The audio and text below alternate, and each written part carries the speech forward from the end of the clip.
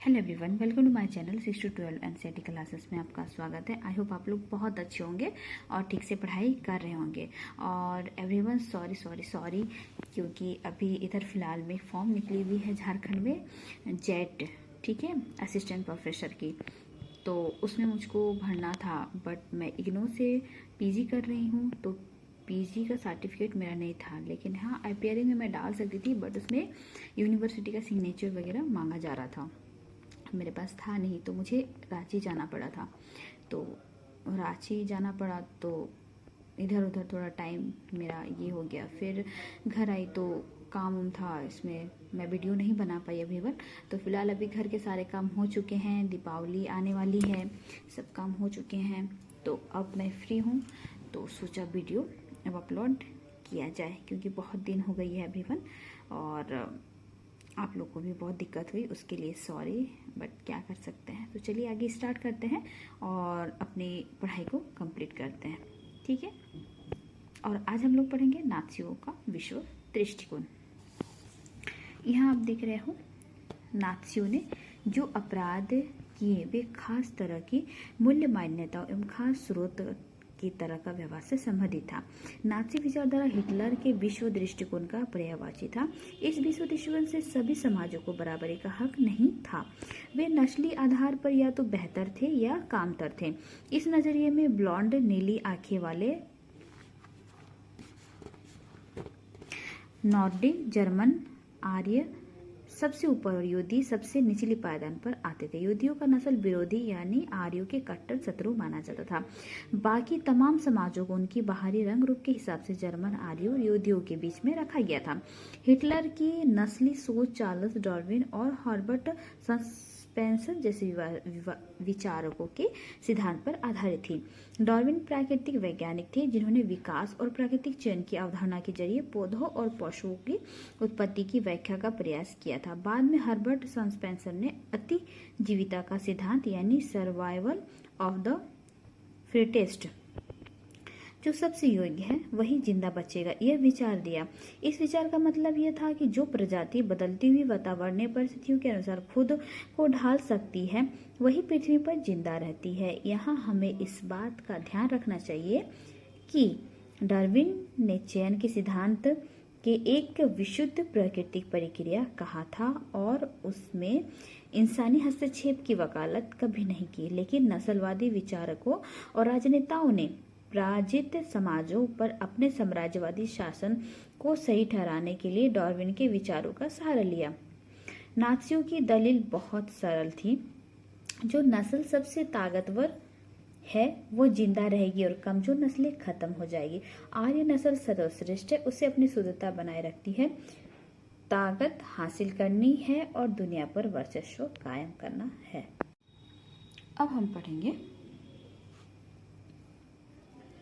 Hitler की विचारधारा का दूसरा पहलू लेवेंसत्राउम या जीवन परिधि की भू राजनीतिक अवधारणा से संबंधित था। वो मानता था कि अपने लोगों को बसाने के लिए ज्यादा से ज्यादा इलाकों पर कब्जा करना जरूरी है। इससे मातृ देश का क्षेत्रफल भी बढ़ेगा और नए इलाकों में जाकर बसने वालों को अपने जन्म स्थान के साथ गहरे संबंध बनाए रखने में मुश्किल भी पेश नहीं आएगी। हिटलर के नज़र में इस तरह जर्मन राष्ट्र के लिए संसाधन और बेहिसाब शक्ति इकट्ठा की जा सकती थी। पूर्व में हिटलर जर्मन सीमाओं को और फैलाना चाहता था, ताकि सारे जर्मन और भौगोलिक दृष्टि से एक ही जगह इकट्ठा किया जा सके। पोलैंड इस धारणा की पहली प्रयोगशाला बना।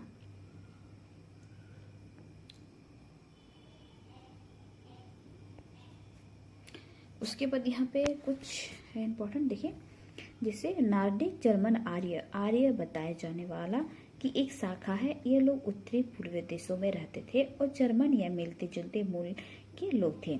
ब्लांड नीली आंखें और सुनहरे बाल वाले होते थे वो, ठीक है।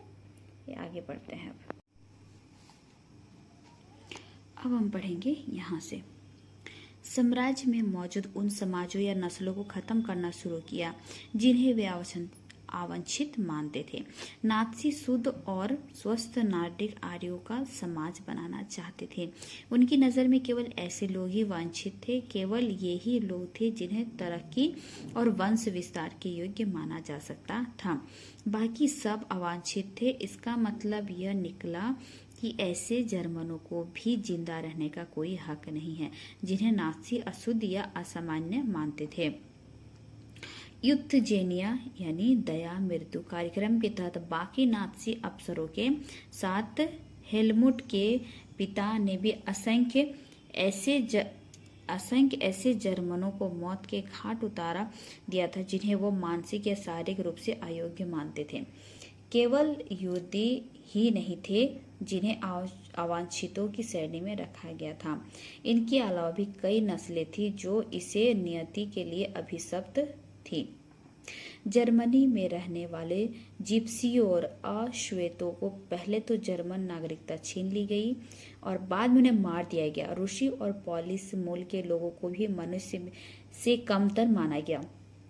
जब जर्मनी ने पोलैंड और रूस के कुछ हिस्सों पर कब्जा कर लिया तो स्थानीय लोगों को भयानक परिस्थितियों में गुलामों की तरह काम पर झोंक दिया गया। इन्हें आसानी बर्ताव के लायक नहीं माना जाता था और उनमें से बहुत सारे बेहिसाब काम के बोझ और भूख से ही मर गए।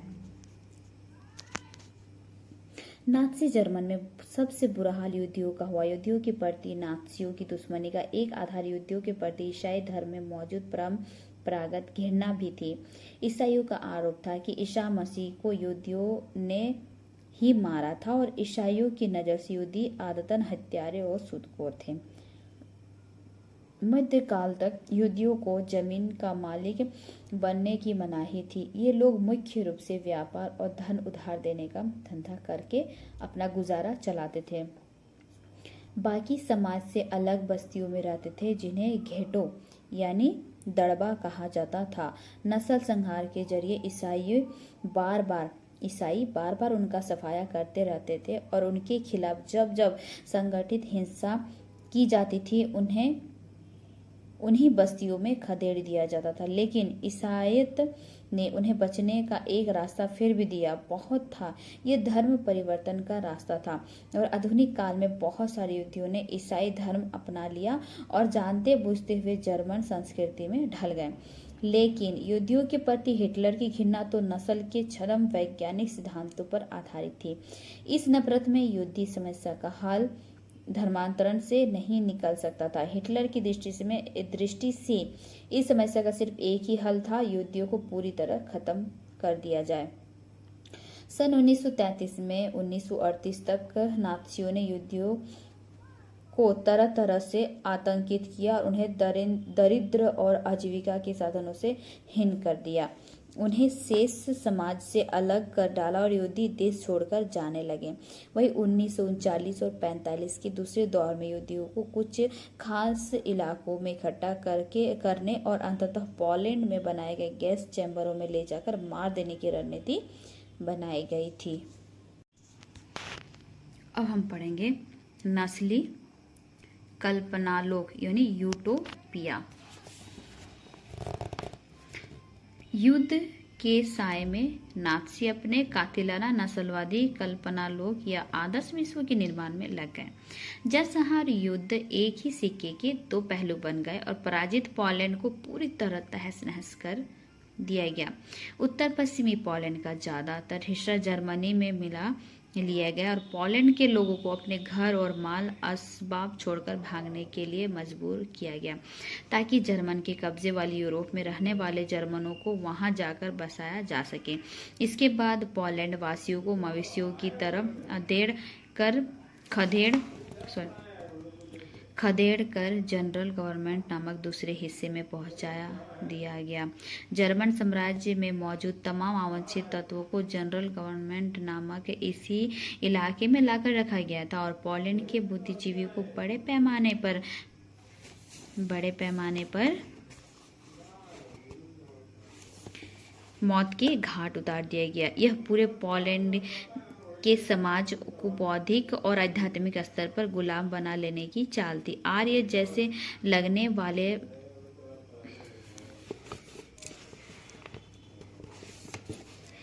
लगने वाले के बच्चे को उनके माँ बाप से छीनकर जांच के लिए नस्ल विशेषज्ञों के पास पहुंचा दिया गया। अगर वे नस्ली जांच में कामयाब हो जाते तो उन्हें जर्मन परिवारों में पाला जाता, और अगर ऐसा नहीं होता तो उन्हें अनाथ आश्रम में डाल दिया जाता, जहां उनमें से ज़्यादातर मर जाते थे। जनरल गवर्नमेंट में कुछ विशालतम गेटो और गैस चैम्बर भी थे, इसीलिए यहाँ यहूदियों के बड़े पैमाने पर मारा जाता था।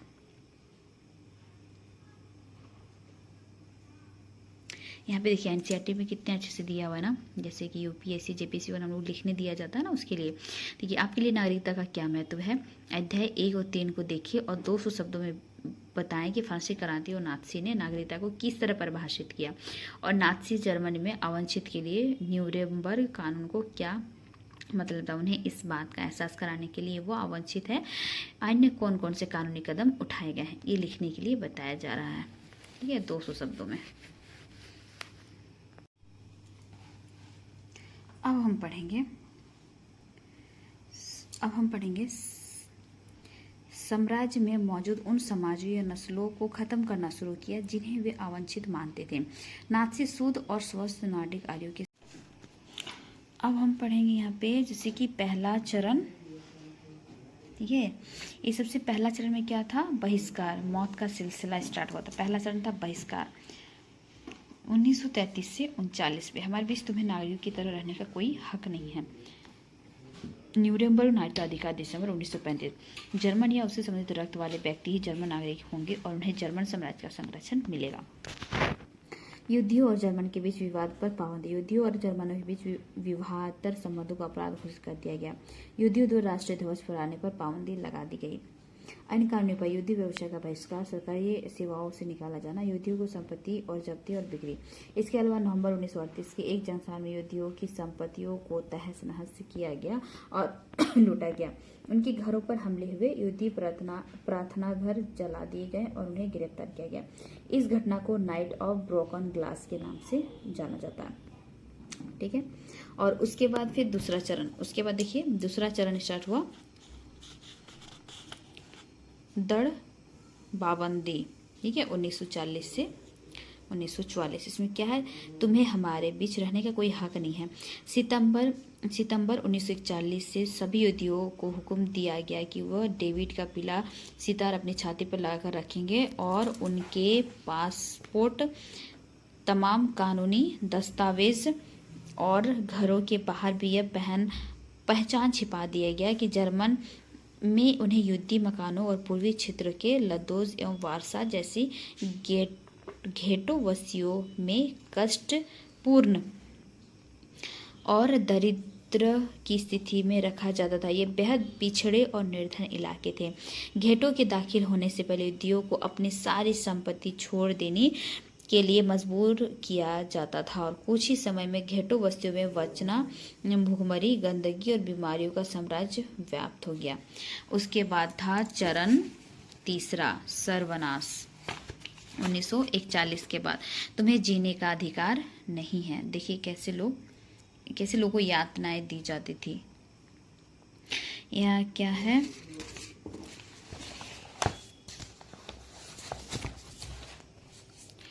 यूरोप में यहूदी मकानों, यातना गृहों को, घेटो बस्तियों में रहने वाले यहूदियों को मालगाड़ियों में भर भर कर मौत के कारखानों में लाया जाने लगा और पोलैंड तथा अन्य इलाकों में मुख्य रूप से बेल्जेक, ऑस्विट्स, ओसिबोरोत और तिरम्बलिका, चेलमेनो तथा मायदानेक में उन्हें गैस चैम्बरों में झोंक दिया गया। औद्योगिक और वैज्ञानिक तकनीकों से सहारे बहुत सारे लोग को पलक झपकते मौत के घाट उतार दिया गया।